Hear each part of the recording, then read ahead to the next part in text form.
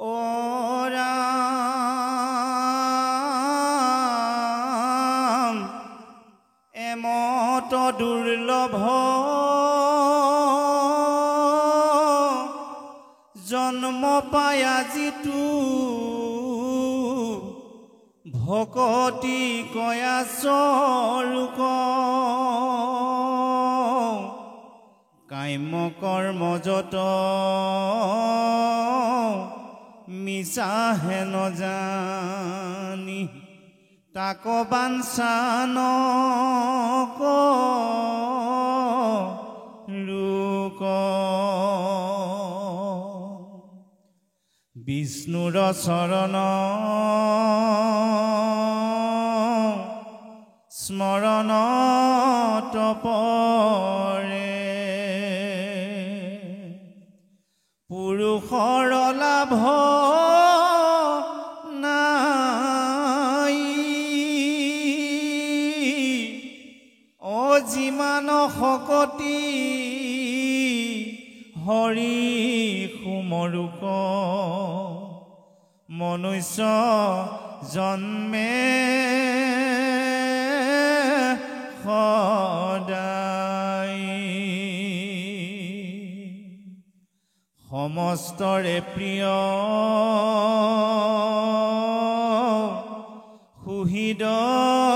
সুহৃদয়াত্মা ও ৰাম জগতৰে পিতা মাতা ও হেন জানিয়ান বিষয় এৰিয়া সদায়ে হৰিক চিন্তা। কৃষ্ণ পদে কৈছে মনুষ্য শৰীৰ চঞ্চল সদায় কেতিক্ষণে কালে ধৰে কোটি কোটি জন্ম উপজি মৰিয়া মনুষ্য নুহি হেন ধৰে। প্ৰথম কৈছে মনুষ্য শৰীৰ চঞ্চল সদায় কেতিক্ষণে কালে ধৰে। মানুহৰ জন্মটোৰ বিষয়ে শাস্ত্ৰত ক'ৰবাত কৈছে কচুপাতৰ পানী, ক'ৰবাত কৈছে বিজুলীৰ চমক, ক'ৰবাত কৈছে জলৰ ৰেখা, বিভিন্ন ধৰণে বৰ্ণনা কৰিছে এটা বস্তু বুজাবলৈ যে মানুহৰ শৰীৰটো স্থায়িত্বতা নাই, ই বিনাশী, ই অস্থায়ী, কাৰ কেতিয়া প্ৰাণ যায় কোনেও গম নাপায়। ভগৱানে গীতাত অৰ্জুনক কৈছে, হে অৰ্জুন, মানুহৰ জন্ম লোৱাৰ লগে লগে মৃত্যুটো নিশ্চিত হৈ থাকে। জাতস্য হি ধ্ৰুৱ মৃত্যু ধ্ৰুৱ জন্ম মৃতস্য চ তস্মাদ অপৰিহাৰ্য অৰ্থে ন ত্বম সূচিতুমৰ্হসি। জাতস্য হি ধ্ৰুৱ মৃত্যু, দ্বিতীয় অধ্যায় 27 নম্বৰ শ্লোক গীতা। হে অৰ্জুন, জন্ম লোৱাৰ লগে লগে মৃত্যুটো নিশ্চিত হৈ থাকে, আৰু যাৰ মৃত্যু আছে তাৰ পুনৰ জন্ম আছে যদি মুক্তি নাপায়। ইয়াক লৈ আমি শোক কৰাৰ কোনো প্ৰয়োজন নাই।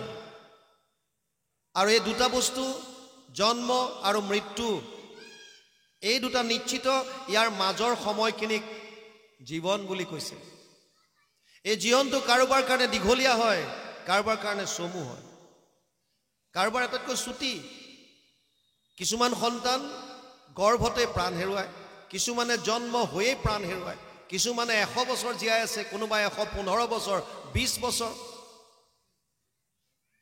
কাৰ কিমান দীঘল হয় সেইটো ডাঙৰ কথা নহয়। আমি এই জীৱনটোত কি কৰিলোঁ, মানুহৰ জন্মটো পাই, এই খন্তেকীয়া জন্মটো পাই ইয়াক কি ধৰণে ব্যৱহাৰ কৰিলোঁ, এইটোহে আচল তাত্ত্বিক কথা।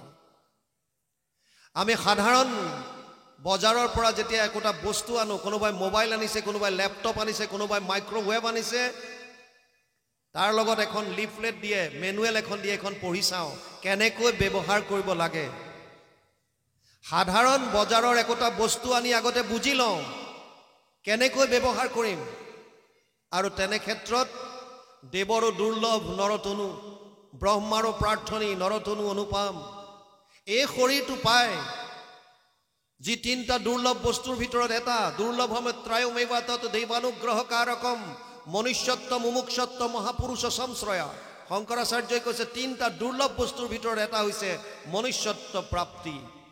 এইটো শৰীৰ পাই ইয়াক কেনেকৈ ব্যৱহাৰ কৰিম তাৰ কাৰণে আমি মেনুৱেল মেলি চাইছোনে নাই? মেনুৱেল কি সেইটো আমি গম পাওঁ নে নাই? যে শৰীৰটো কেনেকৈ চলাম ইয়াৰ কাৰণে কি কেনেকৈ জানিম, ক'ত আছে লিখা?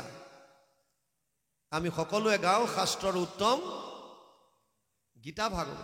যদি শাস্ত্ৰৰ উত্তম গীতা ভাগৱত হয় তেতিয়াহ'লে গীতা ভাগৱতকে যদি আমি আমাৰ মেনুৱেল হিচাপে ধৰোঁ যে আমি জীৱনটো কেনেকৈ নিৰ্বাহ কৰিম, কেনেকৈ উদযাপন কৰিম, এই কথাখিনি জানিবৰ কাৰণে যদি গীতা আৰু ভাগৱতৰ যদি আশ্ৰয় লওঁ তেতিয়াহ'লে আমি সুন্দৰভাৱে প্ৰতিটো কথা গম পাম। প্ৰহ্লাদে দৈত্য শিশুসকলক কৈ আছে সেই কথাটোকে। কি কৈছে? যে তুমি ভাবি নাথাকিবা যে চিৰদিন মই জীয়াই থাকিম। এনেকুৱা নহয় যে মই চিৰদিন জীয়াই থাকিম। নৱম স্কন্ধত চাব বহু ৰজা মহাৰজা আহিল,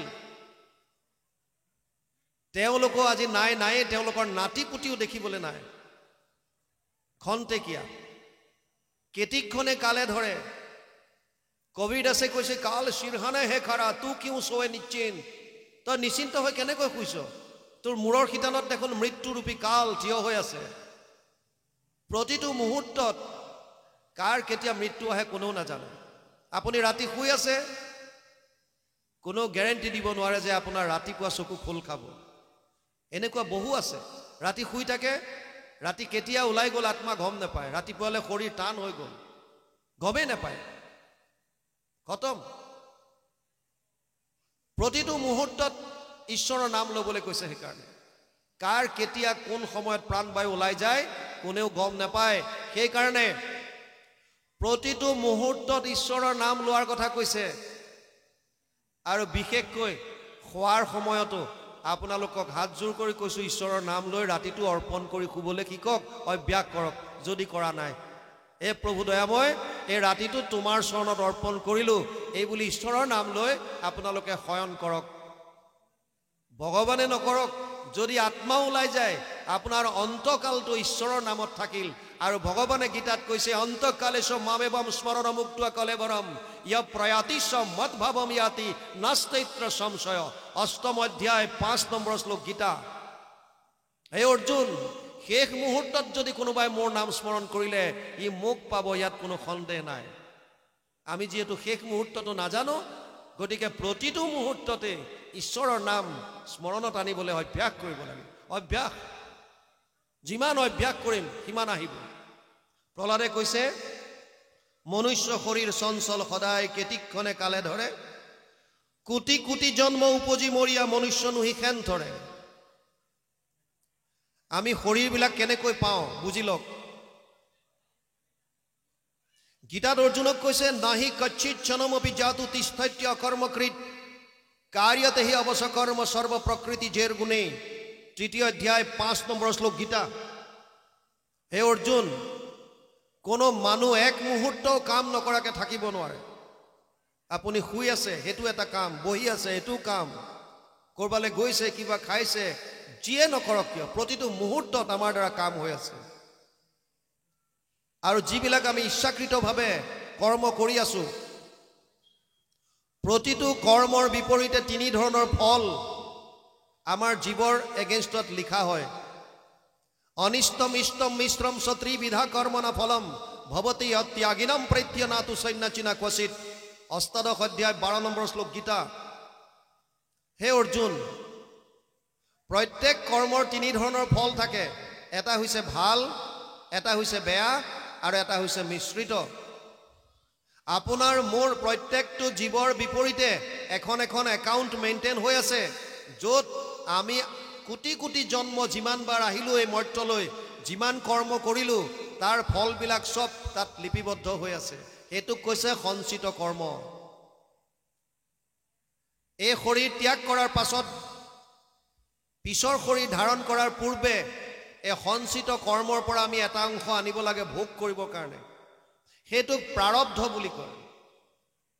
যিটো অংশ আনো তাত যদি কেৱল পুণ্য আহিল তেতিয়াহ'লে জীৱই স্বৰ্গ প্ৰাপ্তি কৰে, দেৱলোক পাব, দেৱতাৰ শৰীৰ পাব। কেতিয়ালৈকে থাকিব তাত?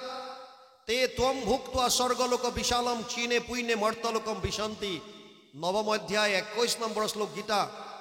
হে অৰ্জুন, জীৱ তেতিয়ালৈকে স্বৰ্গত থাকিব যেতিয়ালৈকে তাৰ পুণ্য থাকে। ভাগৱতে কৈছে পুণ্য ক্ষয় ভৈলে পুনো নৰকত মজয়। পুনৰ 84 লাখ জনী ভ্ৰমণ কৰিব লাগিব। আৰু যদি প্ৰাৰব্ধত অকল পাপ আহিল তেতিয়া কৈছে অধোজনী। অধোজনী মানে কীট পতংগ পোক পৰুৱা জীৱ জন্তু এইবিলাক। আৰু জানি আচৰিত হ'ব, লাগিলে দেৱলোকত হওক, দেৱতনুৱে হওক, লাগিলে অধোজনীয়ে হওক, এই দুইটা জনী কেৱল ভোগৰ জনী। যিটো প্ৰাৰব্ধত লৈ আহিছোঁ এইটো ভোগ কৰিব পাৰিব, ইয়াত বাকী একো কৰিব পৰা ক্ষমতা আমাৰ নাই। সাধনৰ জনী কেৱল মনুষ্য জনী। মনুষ্য শৰীৰ কেতিয়া পাম? যেতিয়া প্ৰাৰব্ধত মিশ্ৰিত কৰ্ম আহিব। পাপ পুণ্যৰ মিশ্ৰণ কেতিয়া আহে? 100 কোটি জন্মান্তৰে হয় মহাভাগ, নৰ শৰীৰক জীৱে তেৱে পাৱে লাগ। আৰু আমাৰ প্ৰাৰব্ধত পাপ পুণ্য মিশ্ৰিত অহাৰ কাৰণেই প্ৰত্যেকজন মানুহে জীৱনত সুখ আৰু দুখ দুইটা ভোগ কৰিবলগীয়া হয়।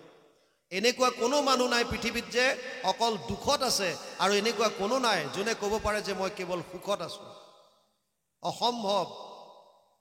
দুইটা বস্তু আছে, সুখ আৰু দুখ।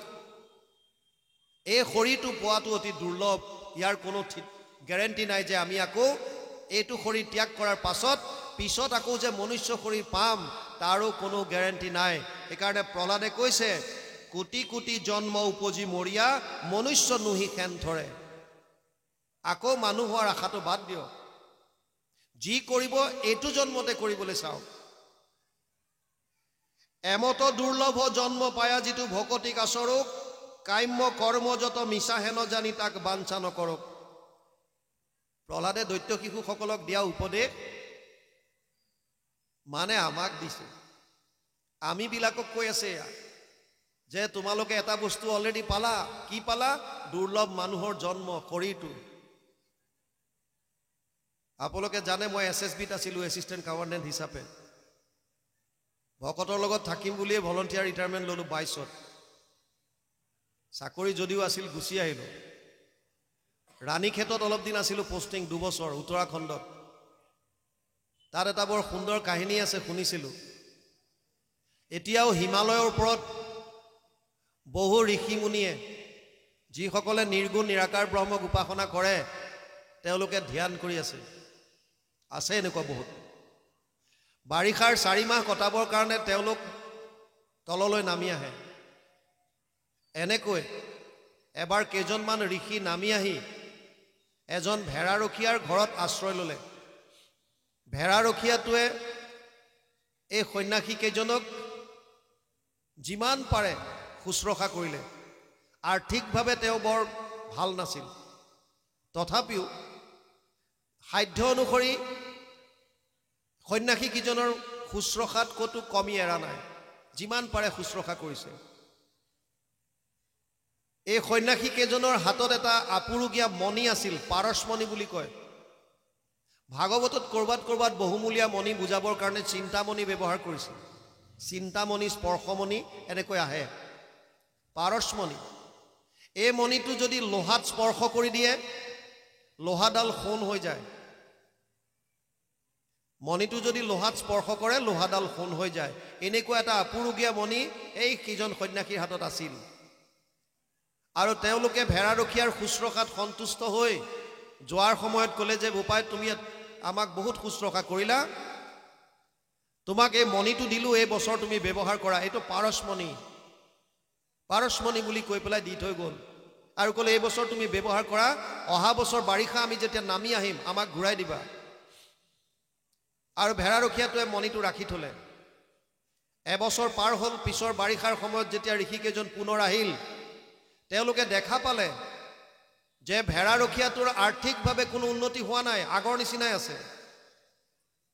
তেওঁলোক আচৰিত হ'ল আৰু সুধিলে, কি তোমাক যে মণি এটা দিছিলোঁ, কি কৰিলা?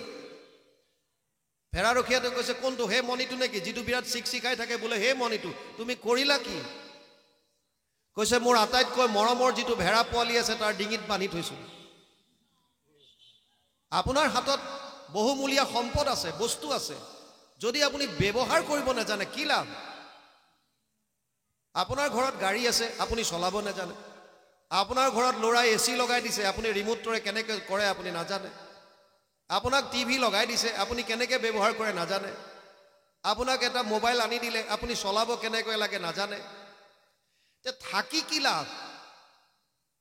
যিটো শৰীৰ পাবৰ কাৰণে ব্ৰহ্মায়ো ইচ্ছা কৰে, ভাৰত বৰিষ ধন্য কলিযুগ হৰি হৰি হৰি হৰিয়ে হৰি হৰি হৰি ব্ৰহ্মাৰো প্ৰাৰ্থনী নৰতনু অনুপাম আমি গাই থাকোঁ। আৰু এই অনুপাম নৰৰ অনুপাম যিটো দেহ, এই শৰীৰটো ব্ৰহ্মাই যাক বিচাৰি আছে, সেই শৰীৰটো আমি পোৱাৰ পাছতো যদি ব্যৱহাৰ কৰিব নাজানো, তেতিয়া কি লাভ? কি লাভ? ইয়াক সফল কৰাৰ উপায় হৈছে কৃষ্ণত ভকতি, একান্তভাৱে কৃষ্ণত একান্তভাৱে শৰণ। আৰু সেইকাৰণে ইয়াত প্ৰহ্লাদে কৈছে কেনেকৈ কৰিবা? এমত দুৰ্লভ জন্ম পায়া যিটো ভকতি কাছৰক, কাম্য কৰ্ম যত মিছা হেন জানি তাক বাঞ্ছা নকৰক। ভক্তিৰ কথাই কিয় ক'লে? আৰু দুটা মাৰ্গ আছিল। একাদশ স্কন্ধত ভগৱান কৃষ্ণই বৈকুণ্ঠ প্ৰয়াণৰ প্ৰাক মুহূৰ্তত উদ্ধৱে যেতিয়া সুধিছিল, হে প্ৰভু, তোমাক পাবৰ কাৰণে কি উপায় আছে, কেনেকৈ তোমাক পাব? ভগৱানে কৈছিল যে যোগ ত্ৰায়ময়ী প্ৰোক্তা নৰণম শ্ৰেয় বিধিচ্ছয় জ্ঞানম কৰ্মম চা ভক্তিম চা না উপায় অন্যস্তি কুত্ৰাচিত। 11:20 একাদশ স্কন্ধ 20 অধ্যায় 6 নম্বৰ শ্লোক ভাগৱত। হে উদ্ধৱ, মোক পাবৰ কাৰণে 3টা মাৰ্গ আছে। এটা হৈছে কৰ্ম মাৰ্গ, য'ত যাগ যজ্ঞ পূজা পাতল তাৰ দ্বাৰা মোৰ ওচৰলৈ আহিব পাৰি। এটা হৈছে জ্ঞান মাৰ্গ, য'ত মোৰ নিৰ্গুণ নিৰাকাৰ ৰূপ অৰ্থাৎ ব্ৰহ্মৰূপটোক ধ্যান ধাৰণা সমাধিৰ দ্বাৰা মোৰ ওচৰলৈ আহিব পাৰে। আৰু তৃতীয় মাৰ্গটো হৈছে ভক্তি, য'ত সমস্ত ভূতত মই আছোঁ বুলি ভাৱ লৈ মোৰ টোটেল চাৰেণ্ডাৰ সম্পূৰ্ণৰূপে সমৰ্পণ কৰি কৃষ্ণত একান্তভাৱে শৰণ হৈ মোৰ লীলাসমূহ ভকতৰ লগত শ্ৰৱণ কীৰ্তন কৰি মোৰ ওচৰলৈ আহিব পাৰে, মানে পৰম আনন্দ লাভ কৰিব পাৰে। কিন্তু এটা কথা বুজি লওক, এই 3টা মাৰ্গ শাস্ত্ৰত উল্লেখ আছে, নাই বুলি কোনো ক'ব নোৱাৰে। কৰ্ম মাৰ্গো আছে, জ্ঞান মাৰ্গো আছে, ভক্তি মাৰ্গো আছে। কিন্তু ভগৱান কৃষ্ণই সিদ্ধান্ত কি দিছে সেইটো বুজক। উদ্ধৱক কৈছে জ্ঞান কৰ্ম ভকতি কহিলো কৰি ভেদ, ভকতি পৰম পন্থ দিলো পৰিচ্ছেদ। হে উদ্ধৱ, আছেতো 3টা মাৰ্গ মোৰ ওচৰলৈ আহিবলৈ, কিন্তু পৰম পথ হৈছে এটা, শ্ৰেষ্ঠ মাৰ্গ হৈছে এটা, এইটো হৈছে ভক্তি। কিয়? বাকী 2টা কিয় বেয়া? আৰু ইফালে অৰ্জুনক গীতাত কৈছে সমু অহম সৰ্বভূতেষু নামে দৈশ্য অস্তি না প্ৰিয়। 9ম অধ্যায় 29 নম্বৰ শ্লোক গীতা। হে অৰ্জুন, মই সকলোৰে কাৰণে সমান, মোৰ কাৰণে কাৰো প্ৰতি দ্বেষ ভাৱ নাই, কোনো মোৰ কাৰণে বিশেষ প্ৰিয় নহয়, মই উদাসীন সকলোৰ কাৰণে। আৰে যদি তুমি উদাসীন, তেতিয়াহ'লে কিহৰ কাৰণে তুমি কৰ্ম মাৰ্গ আৰু জ্ঞান মাৰ্গক ছাইড কৰি ভক্তিক শ্ৰেষ্ঠ বুলি ক'লা? কিয়? যদি তুমি উদাসীনে, তোমাৰ যদি কাৰো প্ৰতি প্ৰীতি ভাৱ নাই, কোনো যদি তোমাৰ প্ৰতি দ্বেষ ভাৱ নাই, তেতিয়াহ'লেনো তুমি যাগ যজ্ঞ পূজা পাতল আৰু নিৰ্গুণ নিৰাকাৰ ব্ৰহ্মক উপাসনা কৰা 2টা মাৰ্গ ছাইড কৰি ভকতি পৰম পন্থ বুলি কিয় ক'লা? কিবা দ্বেষ ভাৱত ক'লা নে কি? তাৰ আগতে বুজি লওক জীৱৰ লগত ভগৱানৰ সম্বন্ধ কি, আমাৰ লগত ভগৱানৰ সম্বন্ধ কি। অৰ্জুনক কৈছে পিতা সমস্য জগত মাতা ধাতা পিতামহ বেদ্যম পবিত্ৰ ওংকাৰ ঋক সাম যজুৰে বচ। 9ম অধ্যায় 17 নম্বৰ শ্লোক গীতা।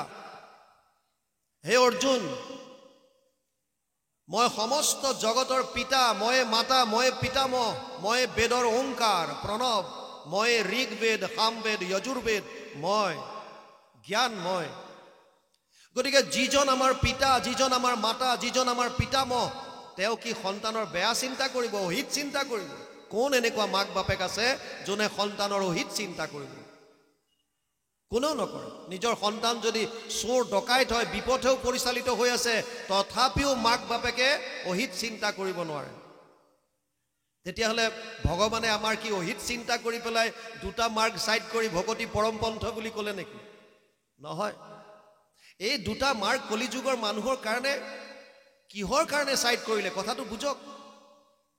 উদ্ধৱক কৈছে যাগ যজ্ঞ পূজা পাতল কৰাত আপত্তি একো নাই, কিন্তু মন্ত্ৰস্য চ পৰিজ্ঞাতম কৰ্ম সুধীৰ মদ অৰ্পণম ধৰ্ম সম্পদতে ষডভি অধৰ্মস্য বিপৰ্যয় 11, 21, 15 একাদশ স্কন্ধ 21 অধ্যায় 15 নম্বৰ শ্লোক ভাগৱত। হে উদ্ধৱ, কৰ্ম মাৰ্গত যাগ যজ্ঞ পূজা পাতলত 6টা বস্তুৰ শুদ্ধতা থাকিব লাগিব। স্থান, কাল, পাত্ৰ, দ্ৰব্য, মন্ত্ৰ, ক্ৰিয়া, এই 6টা বস্তুৰ শুদ্ধতা থাকিলেহে ধৰ্ম হ'ব, নহ'লে বিপৰ্যয় ঘটিব। যাজকৰ মৃত্যু পৰ্যন্ত হ'ব পাৰে, সেৱকীৰ। স্থান, যজ্ঞ য'তে ত'তে নহয়। জনক আদি ৰজাই যজ্ঞৰ স্থান তৈয়াৰ কৰিবৰ কাৰণে 12 বছৰ নিজে হাল বাইছিল, শাস্ত্ৰত আছে। এনেকৈ হাল বাওঁতে হালৰ শিয়লিত সীতাক পাইছিল। আৰু এতিয়া য'তে ত'তে যাগ যজ্ঞ কৰিলে হ'ব নেকি? কাল, সূৰ্য উদয়ৰ পৰা সূৰ্য অস্তৰ ভিতৰত এই সময়ত দিনৰ ভাগত তাকো বিভিন্ন সময় উলিয়াই সেইমতে যেনেকৈ চাই চিতি দিয়ে সেইটো মতে যজ্ঞ কৰিব লাগিব। তাত ব্যৱহাৰ কৰা দ্ৰব্য পাত্ৰ যত যিমান আছে শুদ্ধ হ'ব লাগিব। আৰু আটাইতকৈ ডাঙৰ কথা হৈছে মন্ত্ৰ উচ্চাৰণ। আগৰ যিসকল বিপ্ৰ আছিল তেওঁলোকে সৰুৰে পৰা গুৰু তলত গৈ বেদ মন্ত্ৰ অভ্যাস কৰিছিল, কণ্ঠস্থ কৰিছিল, হৃদয়ংগম কৰিছিল। তথাপিতো মন্ত্ৰ পাহৰে আৰু মন্ত্ৰ ভুল হয়। নাভাগৰ চৰিত্ৰ আছে ভাগৱতত, আপোনালোকে চাব। নভগৰ এজন পিতেক আছিল নাভাগ। নাভাগ যেতিয়া তলত থাকে, গুৰু শিষ্য গুৰুৰ তলত গৈ যেতিয়া শিক্ষা আহৰণ কৰি থাকে, ককায়েক কেইটাই বাপেকৰ বস্তু সম্পত্তি ভাগ কৰি লৈ লয়। নাভাগ ঘৰলৈ আহে, দেউতাকক কয়, দেউতা মোৰ সম্পত্তি ক'ত? বাপেকে কয় যে তোৰ সম্পত্তি মই একো নেজানো, ককায়েৰহঁতক সোধগে, সিহঁতে নিজে নিজে ভাগ কৰি লৈ গ'ল চব। আৰু নাভাগে গৈ ককায়েকহঁতক সোধেগৈ, দাদা মোৰ কাৰণে কিবা থৈছানে নাই পৈতৃক সম্পত্তি? ককায়েকহঁতে কয় যে আমিতো নেজানো তোৰ সম্পত্তি, তই দেউতাক সোধ, আমি তোৰ একো অনা নাই। নাভাগ আহি বাপেকক সোধে, দেউতা দাদাহঁতে কৈছে মোৰ কাৰণে সম্পত্তি বোলে তোমাৰ হাততে থৈ গৈছে। বাপেকে ক'লে, ঔ পায় তোৰ ককায়েৰহঁতে ফাঁকি দিছে, তোৰ কাৰণে একো থৈ যোৱা নাই, কিন্তু তই চিন্তা নকৰিবি। আমাৰ ঘৰৰ পৰা কিছু নিলগত ঋষিসকলে যাগ যজ্ঞ কৰি আছে। 3য় দিনৰ দিনা তেওঁলোকৰ মন্ত্ৰ ভুল হয়। গতিকে তই যা তালৈ, তই যিহেতুকে বেদ মন্ত্ৰত পাৰ্গত, তেওঁলোকৰ মন্ত্ৰটো সোঁৱৰাই দিবি আৰু তেতিয়া যজ্ঞৰ অৱশিষ্টখিনি তোক দিব। তই অজস্ৰ ধন সোণৰ বস্তুবিলাক পাই যাবি। আৰু নাভাগ যায়, ঋষিসকলৰ যেতিয়া মন্ত্ৰ পাহৰি যায়, যেতিয়া সেইসকল ঋষি যি বেদত পাৰ্গত তেওঁলোকৰো মন্ত্ৰ ভুল হয়। আৰু তেতিয়া নাভাগে সোঁৱৰাই দিয়ে। সোঁৱৰাই দিয়াৰ পাছত তেওঁলোকে যজ্ঞ সম্পূৰ্ণ কৰে আৰু অৱশিষ্টখিনি নাভাগক দিয়ে, এয়া লৈ যোৱা। এইটো পিছৰ কথা। নাভাগে যেতিয়া দ্ৰব্যবিলাক গোটাই আছিল, তেতিয়া উত্তৰ দিশৰ পৰা এজন পুৰুষ আহে আৰু বাধা দিয়ে, এই খবৰদাৰ, এয়া বস্তু তোৰ নহয়। নাভাগে কয়, কিয় নহয়? মই ঋষিসকলক দেউতাৰ আদেশ মৰ্মে আহি মন্ত্ৰ সোঁৱৰাই দিছিলোঁ, এয়া বস্তু মোক দি গৈছে। বোলে নাই নাই, এয়া মোৰ বস্তু, যজ্ঞৰ অৱশিষ্টৰ অধিকাৰ মই, তোৰ ইয়াত অধিকাৰ নাই। দুইজনৰ মাজত যেতিয়া কথোপকথন হ'ল, সেই পুৰুষজনে কৈছে, ঠিক আছে যা, মই তোৰ দেউতাৰক সাক্ষী মানিলোঁ, তই ঘৰলৈ যা, তোৰ দেউতাৰক সুধিয়া, যদি তোৰ পিতৃ নভগে যদি কয় যে এই অৱশিষ্ট তোৰ অধিকাৰ আছে, তেতিয়া তই সম্পূৰ্ণ লৈ যাবি। নাভাগ বাপেকৰ ওচৰলৈ পুনৰ আহে, দেউতা তুমি কোৱাৰ ধৰণে গৈ মই মন্ত্ৰ সোঁৱৰাই দিলোঁ, ঋষিসকলে মোক সমস্ত দ্ৰব্য দি গ'ল, কিন্তু উত্তৰ দিশৰ পৰা কোনোবা এজন পুৰুষ আহি মোক বাধা দিছে দ্ৰব্যখিনি সংগ্ৰহ কৰাত। আৰু শেষত মোক ক'লে, বোলে তই যা, তোৰ পিতৃয়ে যিটো কয় সেইটোৱে মই মানি ল'ম, এতিয়া তুমি কোৱা মোৰ কিয় অধিকাৰ নাই সেয়া। নভগে ক'লে, তই বুজি নাপালি, সেইজন হৈছে পৰম বৈষ্ণৱ শিৱ। নিম্নগানাম যথা গঙ্গা দেবানাম অচ্যুত যথা বৈষ্ণবানাম যথা শম্ভু পুৰাণম ইদম তথা 12, 13, 14 দ্বাদশ স্কন্ধ ত্ৰয়োদশ অধ্যায় 14 নম্বৰ শ্লোকত লিখা আছে 16 নম্বৰ শ্লোকত লিখা আছে যেনেকৈ গংগা নদীৰ ভিতৰত নিম্নগানাম যথা গংগা দেৱৰ ভিতৰত যেনেকৈ ভগৱান কৃষ্ণ বৈষ্ণৱৰ ভিতৰত তেনেকৈ শ্ৰেষ্ঠত্ব দি থৈছে মহেশক যে দক্ষ যজ্ঞত ব্ৰহ্মা আদি গৈ পেলাই পিছত এই যজ্ঞৰ অৱশিষ্ট ভাগ শিৱক দিছিল সেইকাৰণে নভগে পিতেকক তই চিনি নাপালি সেইজন পৰম বৈষ্ণৱ তই যা ভৰিত ধৰগৈ ভগতৰ সেৱা কৰ আৰু কবি যে দেউতাই কৈছে এয়া সম্পত্তিত তোমাৰ অধিকাৰ মোৰ অধিকাৰ নাই নাভাগ যায় আৰু গৈ পেলাই কয় হে প্ৰভু মোৰ ভুল হৈ গ'ল মই তোমাক চিনি পোৱা নাছিলো মোৰ অপৰাধ ক্ষমা কৰিবা মোৰ পিতৃয়ে কৈছে ইয়াত মোৰ কোনো অধিকাৰ নাই এয়া তুমি লৈ যোৱা আৰু শিৱই ক'লে নহয় নহয় মই তোমাক চালো তুমি সত্যত আছা এয়া তুমি লৈ যোৱা পুনৰ আশীৰ্বাদ দিলে আৰু জ্ঞান সম্পূৰ্ণ হওক সেয়া ঋষি যি বেদত পাৰ্গত তেওঁলোকৰ মন্ত্ৰ উচ্চাৰণত ভুল হৈছিল আৰু এতিয়া আমি কেৱল এটা অনুষ্ঠান কৰিবৰ কাৰণে কেৱল মুখস্থ কৰি লৈ পেলাই মন্ত্ৰ উচ্চাৰণ কৰিলে কি উচ্চাৰণত শুদ্ধতা আহিব আৰু যদি মন্ত্ৰ ভুল হয় তস্তা মুনিয়ে ইন্দ্ৰক বধ কৰিবৰ কাৰণে বৃত্তাসুৰৰ হাতত যজ্ঞ কৰিছিল পূৰ্ণ আহুতিৰ সময়ত য'ত ক'ব লাগিছিল ইন্দ্ৰ শত্ৰু বিবৰ্ধন ইন্দ্ৰ শত্ৰু নিধন হওক মন্ত্ৰত খেলি মেলি লাগি গ'ল আৰু খঙৰ ভমকত ক'লে ইন্দ্ৰৰ শত্ৰু নিধন হওক ইন্দ্ৰস্য শত্ৰু বিবৰ্ধন আৰু তাৰ পৰিণতি আপোনালোকে জানে ইন্দ্ৰৰ হাতত বৃত্তাসুৰ বধ হ'বলগীয়া হ'ল গতিকে যাগ যজ্ঞ পূজা পাতলৰ প্ৰতি প্ৰভু ভগৱন্তৰ মনত দ্বেষ নাই কিন্তু আমি অধিকাৰী নহয় সেইকাৰণে আমাক কৈছে যে এইটো যিহেতুকে তোমালোক অধিকাৰী নহয় ইমানখিনি তোমালোকে মানিব নোৱাৰা গতিকে এই মাৰ্গটো সাইড কৰি থোৱা নিৰ্গুণ নিৰাকাৰ মাৰ্গ কিয় শংকৰাচাৰ্যই চতুষ্টয় সাধনাৰ কথা কৈছে যোগ্য মাত্ৰ হ'বৰ কাৰণে জ্ঞান মাৰ্গত যাবলৈ যোগ্যতা থাকিবৰ কাৰণে চতুষ্টয় সাধনাৰ কথা দিছে তাত কেইটামান মাত্ৰ কথা বুজি লওক যিটো আমাৰ কাৰণে সম্ভৱে নহয় শান্ত দান্ত তিতিক্ষা উপৰতি প্ৰথম কৈছে মনৰ ওপৰত সংযম দ্বিতীয়ত কৈছে ইন্দ্ৰিয়ৰ ওপৰত দমন তৃতীয়ত কৈছে সহনশীলতা গুণ চতুৰ্থত আছে বিষয়ৰ ওপৰত উঠিব পৰা এই চাৰিটা কোৱালিটি আমাৰ কাৰ আছে অৰ্জুনৰ দৰে মহাপুৰুষে কুৰুক্ষেত্ৰৰ যুদ্ধৰ প্ৰাক মুহূৰ্তত ভগৱানৰ ওচৰত স্বীকাৰ কৰি গৈছে চঞ্চলম হি মন কৃষ্ণ প্ৰমাথি বলবৎ দৃঢ়ম তস্যাহম নিগ্ৰহম মন্যে বায়ুৰিব সুদুষ্কৰম 6 অধ্যায় 34 নম্বৰ শ্লোক গীতা হে ভগৱান হে সখা মোৰ মনটো বহুত চঞ্চল মই যদি বায়ুকো প্ৰতিৰোধ কৰিব পাৰো মই মনক কন্ট্ৰোল কৰিব নোৱাৰো আৰু ভগৱানে মানিছে অসংশয় মহাবাহু মনো দুৰ্নিগ্ৰহম চলম অভ্যাসেন তু কৌন্তেয় বৈৰাগ্যেন চ গীচ্যতে 6 অধ্যায় 35 নম্বৰ শ্লোক গীতা অসংশয় হে সখী ইয়াত কোনো সন্দেহ নাই যে মনটো নিগ্ৰহ কৰা অতি কষ্টকৰ অৰ্জুনৰ দৰে যি নৰনাৰায়ণৰ নৰৰূপে অৱতাৰ সেইজনৰো যেতিয়া মনৰ ওপৰত সংযম নাই আপোনাৰ মোৰ মনৰ ওপৰত কি সংযম হ'ব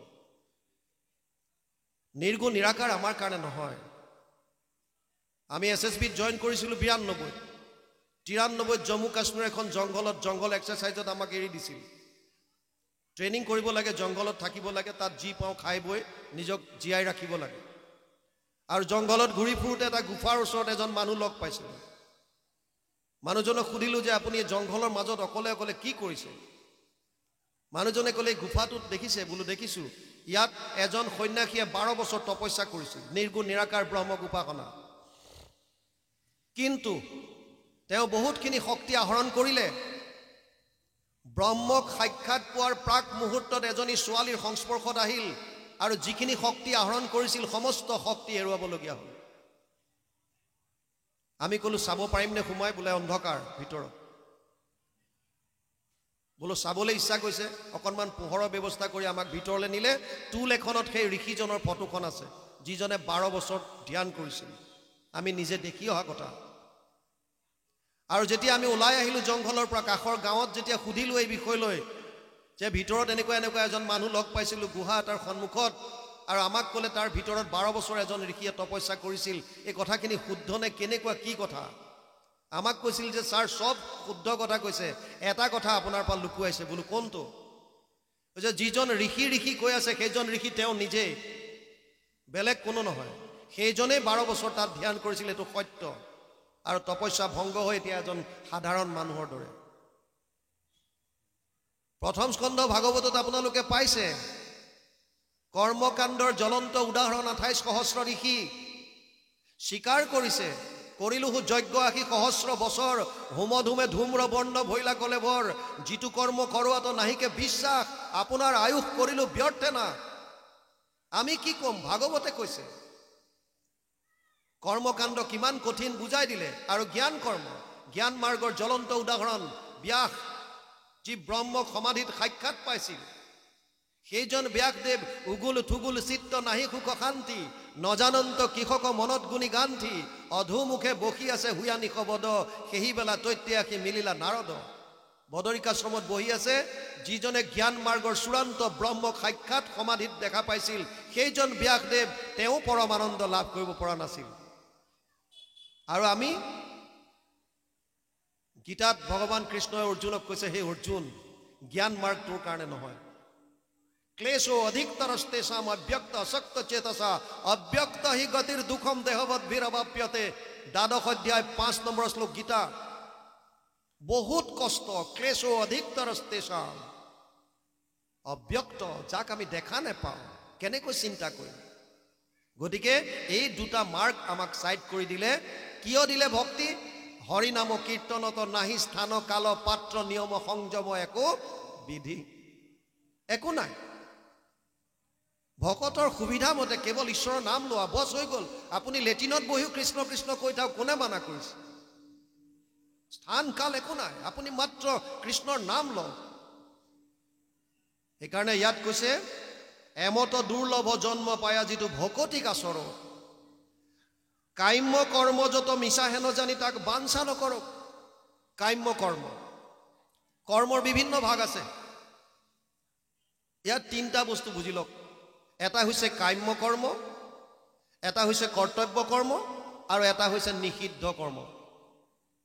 এই 3টা মাত্ৰ আজি বুজি লওক। কাম্য কৰ্ম, কাম্য কৰ্ম কোনবিলাক? যিবিলাক আমাৰ কামনাৰ পৰা উৎপন্ন হয়, ইন্দ্ৰিয়ৰ প্ৰীতি সাধিবৰ কাৰণে। আপুনি শুই থাকিবলৈ মন কৰিছে, কাম্য কৰ্ম। কৰ্তব্য আছে, আপুনি ক'ৰবালৈ যাব লাগে, নাই মন গৈছে শুই আছো, মন গ'ল মই এফালে ওলাই গ'লো, মন গ'ল মই বহি আছো, মন গ'ল টিভি চাই আছো, মন গ'ল মোবাইলটো লৈ আছো। কামনা, খালি কামনাৰ পৰা উৎপন্ন যিমানবিলাক, ই শাস্ত্ৰসন্মত নহয়। কৰ্তব্য সেইবিলাক। কৰ্তব্য কৰ্ম 2 ধৰণৰ। এক হৈছে আত্মাৰ বাবে কৰা, এক হৈছে শৰীৰটোৰ বাবে কৰা। ধৰ্মক 2 ধৰণে ভাগ কৰিছে, বুজি লওক। এটা হৈছে শৰীৰৰ ধৰ্ম, সেইটো শাৰীৰিক ধৰ্ম বুলি কয়, কৰ্তব্য 2টা ভাগ। আৰু এটা হৈছে আত্মাৰ ধৰ্ম, সেইটো আধ্যাত্মিক ধৰ্ম বুলি কয়। শৰীৰৰ ধৰ্ম কোনবিলাক? শৰীৰটোৰ লগত সম্বন্ধিত ব্যক্তি বা বস্তুৰ প্ৰতি শাস্ত্ৰসন্মত যিমানখিনি কৰ্তব্য কৰণীয় কৰ্ম আছে, সেইখিনিক শাৰীৰিক কৰ্ম বুলি কোৱা হৈছে, কৰ্তব্য। আত্মাৰ সদ্গতিৰ কাৰণে, আত্মাই পৰমানন্দ লাভ কৰিবৰ কাৰণে শাস্ত্ৰসন্মত যিখিনি কৰ্ম, সেইখিনিক আধ্যাত্মিক কৰ্ম বা আধ্যাত্মিক ধৰ্ম নাম দিয়া হৈছে। অৰ্জুনক কৈছে গীতাত, নিয়তম কুৰু কৰ্ম ত্বম কৰ্ম জ্যায়হি অকৰ্মণ, শৰীৰ যাত্ৰা পিছতে না প্ৰসিদ্ধেদ কৰ্মণি। 3য় অধ্যায় 8 নম্বৰ শ্লোক গীতা। হে অৰ্জুন, তই তোৰ কৰ্তব্য কৰ্ম নিজে কৰ, আৰু যদি কৰ্তব্য কৰ্ম নকৰ, এদিন তোক শৰীৰটোৱে লগ নিদিয়া হ'ব। আজি বৰ্তমান সমাজত, আমাৰ অসমীয়া সমাজ বিশেষকৈ, বেছিভাগ আমি কৰ্ম বিমুখ হৈ গৈছো। পৰিশ্ৰম কৰিবলৈ টান পোৱা হলো বহুখিনি। আগলৈ যদি চাওঁ, পুৰণা ইয়াত যিসকল জ্যেষ্ঠ লোক আছে, তেওঁলোকে স্কুল যোৱাৰ আগত, অফিচ যোৱাৰ আগত, নিজৰ বাৰীত, নিজৰ পথাৰত তেওঁলোকে নিজৰ কৰ্ম কৰিছিল, পৰিশ্ৰম কৰিছিল, শাৰীৰিক পৰিশ্ৰম। কিন্তু বৰ্তমান আমাক ইজি আৰ্নিং লাগে, সহজতে সুলভতে পোৱা। পৰিশ্ৰম কৰা বাদ দিছো, শাস্ত্ৰৰ যিবিলাক বিধি, যিবিলাক নিয়ম, যিবিলাক পালন কৰিবলৈ দিছে, যিবিলাক আমাৰ কৰ্তব্য, এইখিনি আমি পালন কৰাত ব্যৰ্থ হৈছোঁ কৰবাত। এজন মানুহৰ কাৰণে কৰ্তব্য বেলেগ বেলেগ হ'ব পাৰে। আপুনি যদি এগৰাকী শিক্ষয়িত্ৰী বা শিক্ষক, স্কুলত আপোনাৰ কৰ্তব্য হৈছে শিক্ষা দান কৰা, কিন্তু সেইজন ব্যক্তিয়ে যেতিয়া ঘৰলৈ আহিব, তেওঁ কাৰোবাৰ পিতৃ, কাৰোবাৰ স্বামী, তেওঁৰ কৰ্তব্য হৈছে সন্তানক লালন পালন কৰা, তেওঁৰ পত্নীৰ কাৰণে কৰিবলগীয়া কাম কৰা শাস্ত্ৰসন্মতভাৱে। সেইটো তেওঁৰ কৰ্তব্য। তেওঁ যদি এখন সমাজৰ নাগৰিক, গতিকে সমাজৰ প্ৰতি তেওঁৰ কৰ্তব্য আছে। তেওঁ এখন দেশৰ নাগৰিক, দেশখনৰ প্ৰতি কৰিবলগীয়া কৰ্তব্য আছে। শাৰীৰিক, আধ্যাত্মিক, আত্মাৰ কাৰণে কি কৰিছোঁ আমি? এই যে অনুষ্ঠান আমি শ্ৰৱণ কীৰ্তন কৰিছোঁ, এয়া আধ্যাত্মিক ধৰ্ম। আৰু ভগৱান কৃষ্ণই ইয়ালৈকো অৰ্জুনক গেৰাণ্টি দিছে, যদি কিবা কাৰণত আধ্যাত্মিক কৰ্ম কৰাৰ সময়ত শাৰীৰিক কৰ্মত যদি ব্যাঘাত জন্মিল আৰু তাৰ পৰা যদি তোৰ জীৱনত কিবা পাপো হয়, তই চিন্তা নকৰিবি। অহম সৰ্ব পাপেভ্যো মোক্ষয়িষ্যামি মা শুচ। অষ্টাদশ অধ্যায় ৬৬ নম্বৰ শ্লোক। হে অৰ্জুন, আধ্যাত্মিক ধৰ্ম কৰাৰ ক্ষেত্ৰত যদি শাৰীৰিক কৰ্মত কৰবাত ব্যাঘাত জন্মিল, তই যদি কিবা কৰিব নোৱাৰা কাৰণে তোৰ পাপ হৈ গ'ল, তই চিন্তা নকৰিবি, মই তোক সমস্ত পাপৰ পৰা উদ্ধাৰ কৰি লৈ আহিম। তাৰ মানে মানুহৰ জন্মৰ মূল উদ্দেশ্য হৈছে আধ্যাত্মিক, আধ্যাত্মিকতাত গুৰুত্ব দিছে। আৰু ইয়াত সেইকাৰণে কৈছে কাম্য কৰ্মবিলাক বাদ দে। এতিয়া আমি কাম্য কৰ্ম কিয় কৰোঁ? কাম্য কৰ্তব্য নিষিদ্ধ, শাস্ত্ৰই যিবিলাক মানা কৰিছে নিষিদ্ধ। চাওক, শাস্ত্ৰত দুটা বস্তু আছে, এটা হৈছে বিধি, এটা হৈছে নিষেধ। একদম সাধাৰণভাৱে বুজিলোঁ। আপুনি ডাক্তৰৰ তাত গৈছে, আপোনাৰ শাৰীৰিকভাৱে অসুস্থ, গাটো ভাল লগা নাই, ডাক্তৰে চালে, চেক কৰিলে, আপোনাৰ তেজ পৰীক্ষা কৰোঁতে ওলাল যে আপোনাৰ চুগাৰ বাঢ়িছে, ডায়েবেটিছে পালে। লগে লগে তেওঁ ঔষধ পাতি লিখিলে আৰু লগত ইফালে আপোনাক কিছুমান উপদেশ দিলে, সেইখিনি বিধি, এইকেইটা কৰিব, ৰাতিপুৱা খোজ কাঢ়িব, আবেলি নহ'লে খোজ কাঢ়িব, এইটো বিধি। তলত লিখিলে যে মিঠাইটো নাখাব, এইটো নিষেধ। যিটো কৰিবলৈ কৈছে সেইটো বিধি, যিটো কৰিবলৈ হাক দিছে সেইটো নিষেধ। শাস্ত্ৰত দুটাই কথা আছে, বিধি নিষেধ। কৰিবলৈ কৈছে কৰা, এইটো কৰ্তব্য, মানা কৰিছে নিষেধ। আৰু আমি কাম্য কৰ্মত বেছি গুৰুত্ব দিওঁ, কিয়? চাওক, পৃথিৱীত 900 কোটিৰ ওপৰত মানুহ আছে, কাৰো লগত কাৰো মিল নাই, বৈষম্যতাৰে ভৰা এইখন সংসাৰ।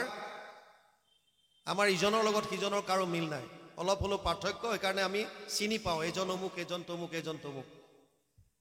আনকি জানি আচৰিত হ'ব যে আমাৰ এই আঙুলিৰ চাপকেইটা, এইকেইটাও কাৰো লগত কাৰো নিমিলে।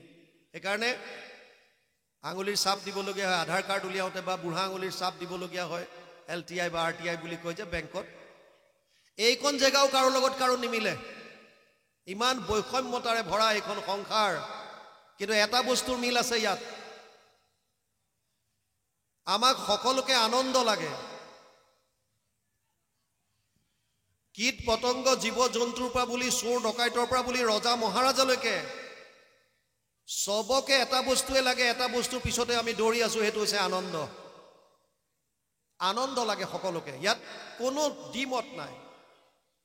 এই আনন্দটো পাবৰ কাৰণেই আমি কাম্য কৰ্মবিলাক কৰিছোঁ। কিয়? কাৰণ আমি গম পোৱা নাই আনন্দটো আচলতে আছে ক'ত। প্ৰথম বুজক, আনন্দ কিয় লাগে, চবেই আনন্দ কিয় বিচাৰিছে? কাৰণ আমি পৰম আনন্দৰ অংশ, আমি মূললৈ যাব বিচাৰিছোঁ। মামে বংশ জীৱলোকে জীৱভূত সনাতন, ৫৫ অধ্যায় ৭ নম্বৰ শ্লোক গীতা। অৰ্জুনক কৈছে, হে অৰ্জুন, যিমান জীৱ আছে চব মোৰ অংশ। আৰু ভগৱান কোন? সহজানন্দ, স্বৰূপানন্দ, হৃদয়ানন্দ, প্ৰেমানন্দ, সচ্চিদানন্দ, চিদানন্দ, সদানন্দ। আনন্দই আনন্দতে, ৰসো বৈশহ, ভগৱান আনন্দ স্বৰূপ। আৰু পৰম আনন্দৰ অংশ হলো আমি, গতিকে আমি আমাৰ মূললৈ যাব বিচাৰি আছো, তাৰ মানে আমাক আনন্দ লাগে। কিন্তু ডাঙৰ কথা হৈছে, এতিয়া আনন্দটো পাম ক'ত, এই বস্তুটো আমি বুজি পোৱা নাই। এই যদি তত্ত্বটো গম পাই যাওঁ তেতিয়াহ'লে আমাৰ প্ৰায়বিলাক মানুহৰ দৃষ্টিকোণ সলনি হৈ যাব। আমি আনন্দটো ক'ত বিচাৰি আছো? তিনিটা মূল তত্ত্ব আছে: ভগৱান, মায়া, জীৱ। আমি হৈছো জীৱ, আমাক আনন্দ লাগে। আনন্দ বিচৰাৰ জেগা আছে দুটা, এটা হৈছে ভগৱান আৰু এক হৈছে তেওঁৰ মায়াৰ সংসাৰ, মানে মায়া। এই দুটাৰ মাজত কোনোবা এটাত আনন্দ আছে। ক'ত পাম এতিয়া আনন্দটো? জানিবৰ কাৰণে দুইটা বস্তুৰ বিষয়ে বুজিব লাগিব। আচলতে ভগৱাননো কি আৰু মায়ানো কি? মায়াৰ বিষয়ে চতুশ্লোকী ভাগৱতত প্ৰভু ভগৱানে ব্ৰহ্মাক কৈ থৈছে। 4টা শ্লোকত ভাগৱত দিছিল, যি বিস্তাৰ কৰিছে 18,000লৈ। দ্বিতীয় শ্লোক চতুশ্লোকী ভাগৱতৰ, ঋতেৰ্থে য়ৎ প্ৰতীয়ত না প্ৰতীয়ত চাত্মানি তদ বিদ্যাদাত্মনো মায়া যথা ভাসো যথা তমঃ। 2:9-34, দ্বিতীয় স্কন্ধ 9ম অধ্যায় 34 নম্বৰ শ্লোক ভাগৱত। তাত কৈছে, গুৰুজনাই অনুবাদ কৰিছে পানীৰ দৰে ভাষাৰে মায়াৰ বিষয়ে দ্বিতীয় স্কন্ধ ভাগৱতত। অবস্তুক দেখাৱই বস্তুক আৱৰি এহিকে মোহৰ মায়া জানা নিষ্ট কৰি। নাথাকিতো যেন দেখি চন্দ্ৰমা দুটয়, থাকিতো ৰাহুক যেন কেহু নেদেখয়, সেহি মতে মায়া আৰ কৰি ঈশ্বৰক আশাৰ বিষয় সদা দেখাৱে জীৱক। অবস্তুক বস্তু কৰি দেখুৱায়। আমাৰ জেছলমেৰত পোষ্টিং আছিল 95 পৰা 2001লৈকে। গৰম দিনত তাত গোটেই মৰুভূমি 52 ডিগ্ৰী চেলচিয়াছলৈকে আমি নিজে ৰেকৰ্ড কৰিছিলোঁ, নোট কৰিছিলোঁ। মৰুভূমিৰ বালিত যেতিয়া অতিকৈ ৰ'দ পৰিলে দূৰলৈ যেতিয়া আমি চাওঁ, এনেকুৱা লাগে কিছু দূৰত যেন পানী আছে, হ্ৰদ আছে। এইটো আপোনালোকে ইয়াতো পাব। যেতিয়া খুব ৰ'দত আলকতৰা দিয়া পকা আলিবিলাকত যদি চাই দূৰলৈ, পানীৰ আভাস আপোনালোকে পাব। যদিও পানী পানী যেন লাগে, আচলতে সেয়া পানী নহয়। আপুনি যিমান আগবাঢ়ি গৈ থাকিব, পানীও সিমানেই গৈ থাকিব। অবস্তুক বস্তু কৰি দেখুৱায়। গতিকে মায়াত যদি আপুনি সুখ বিচাৰি ফুৰিছে, ই ক'ৰ পৰা দিব?